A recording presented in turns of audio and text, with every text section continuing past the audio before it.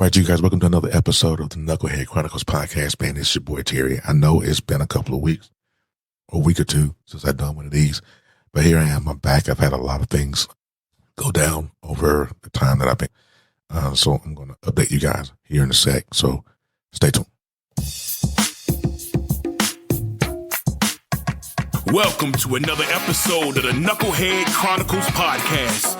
This podcast was designed to let you know that you aren't the only one that took forever to get it together. So the rabbit hole that you have stumbled down will hopefully help you understand that just when you think it's over, it's only the beginning. Just because you were dealt a bad hand doesn't mean you have to keep it. Welcome to the Knucklehead Chronicles podcast.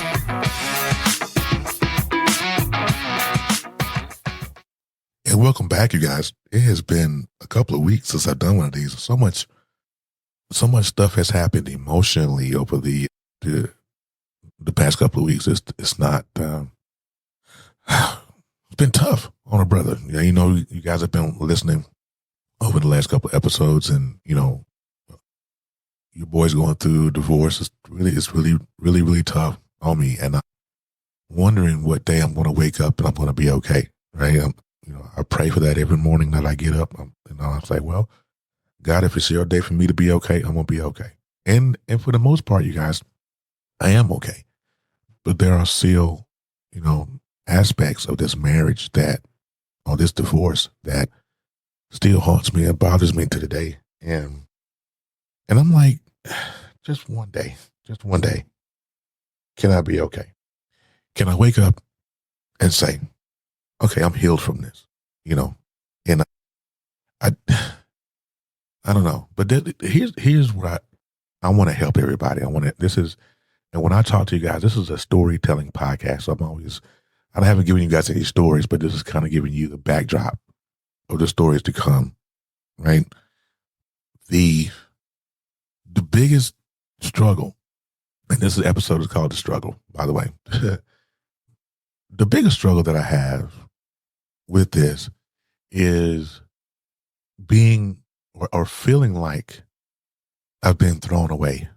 That's the toughest thing for me. Like, don't get me wrong. You guys have listened.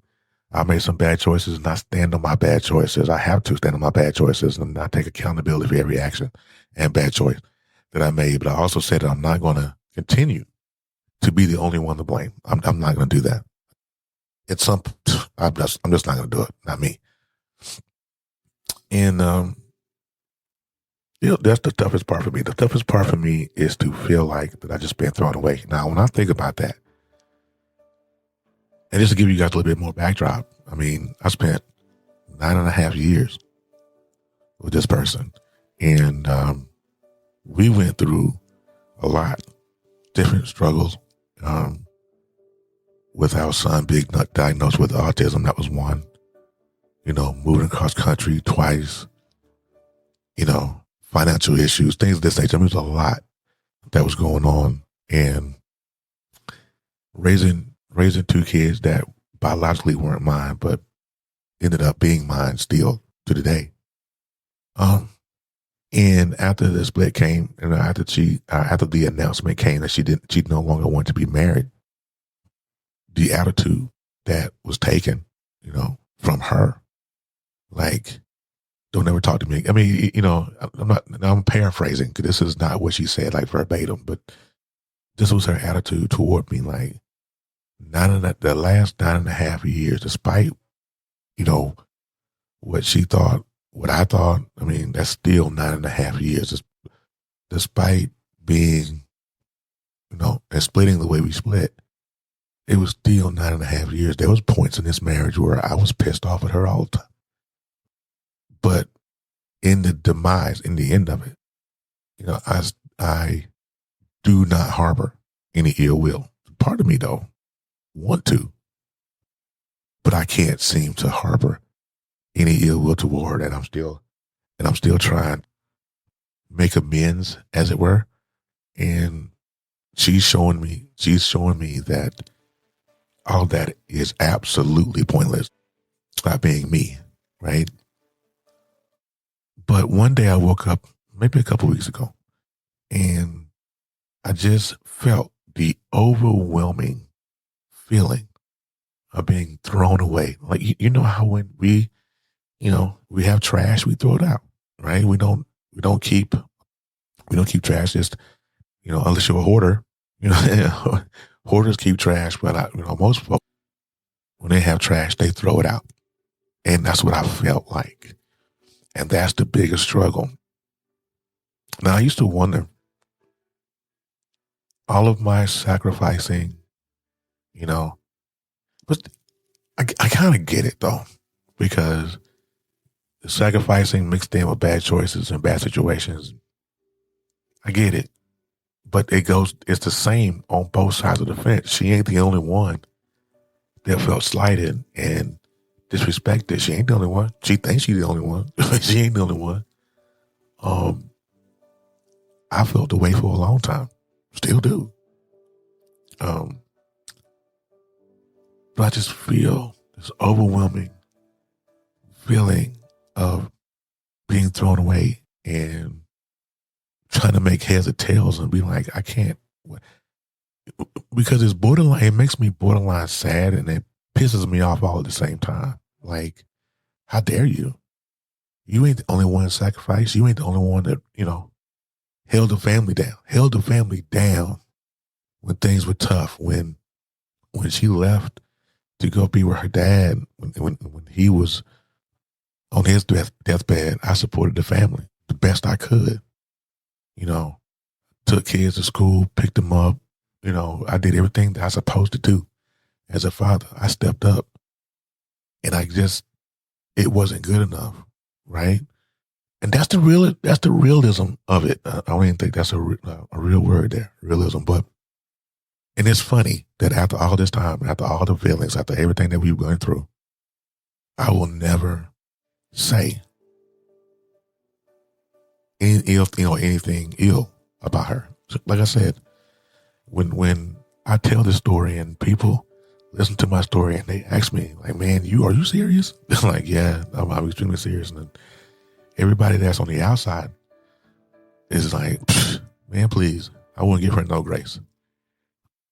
But I'm not that dude. I'm just not that guy. And I'm like, you wanna make it right,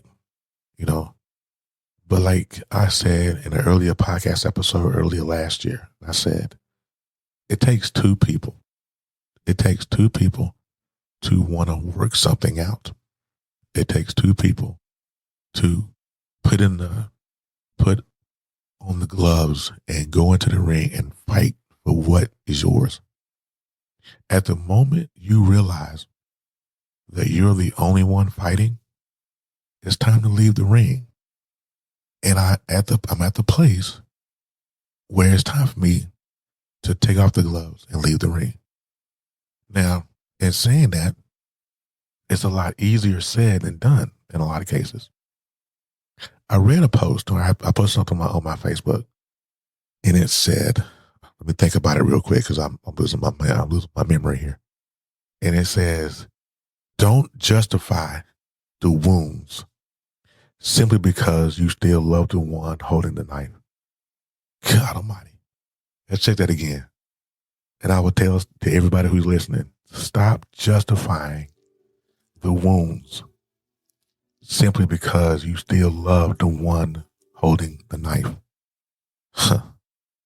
Listen, when I read that, when I saw that meme, it was a meme actually, and I saw it, I posted it immediately because I was like, because that's where I am.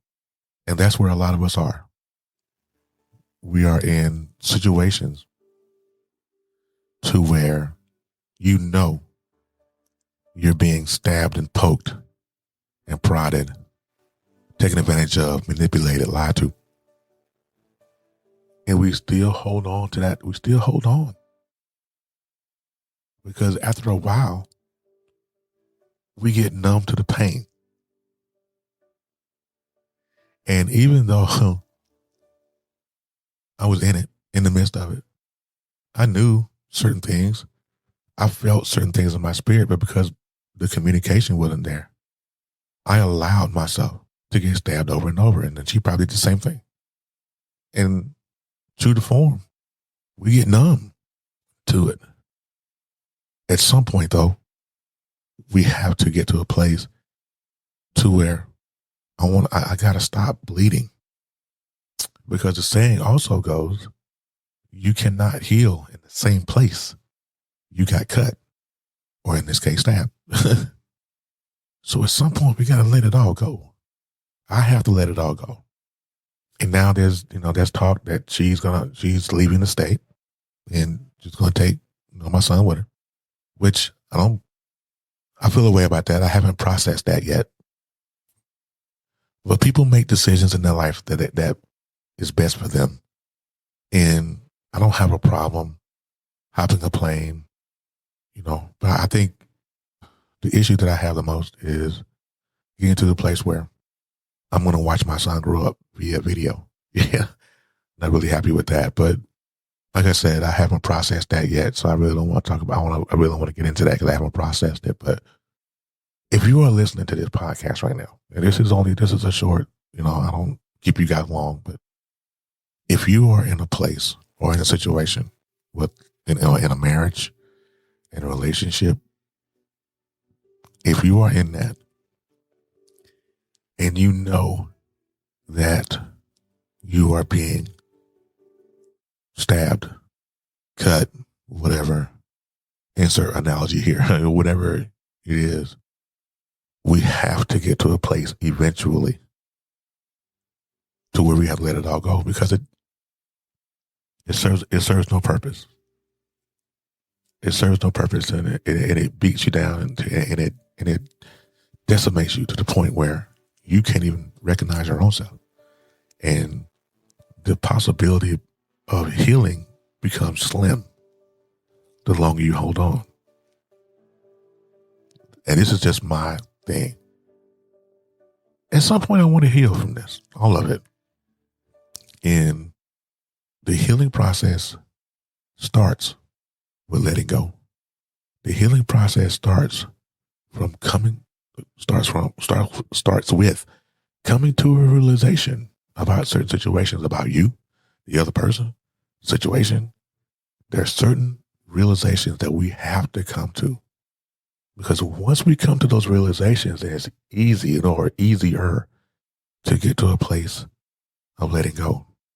We have to protect our energy. We have to protect what's near and dear.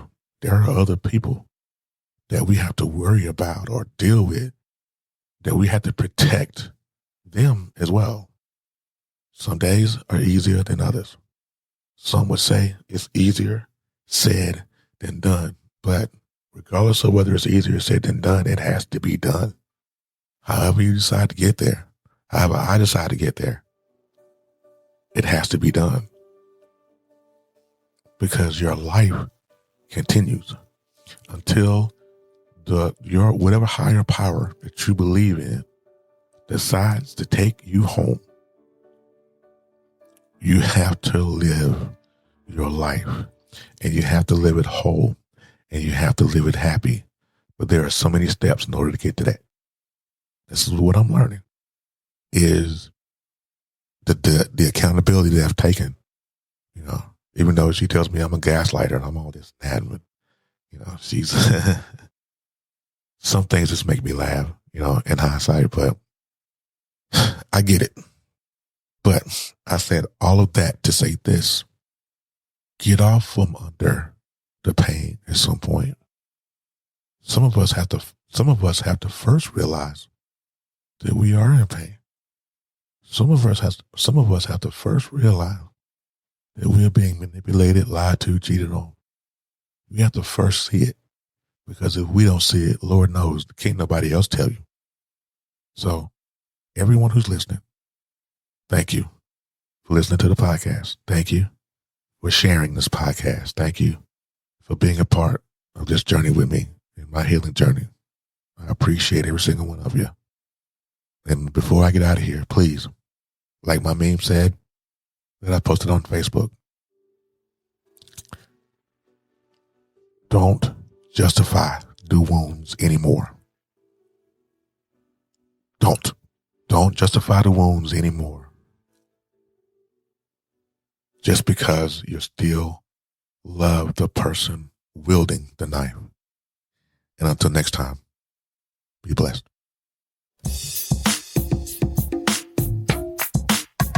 Thank you for listening. I hope I didn't fry your brain too bad.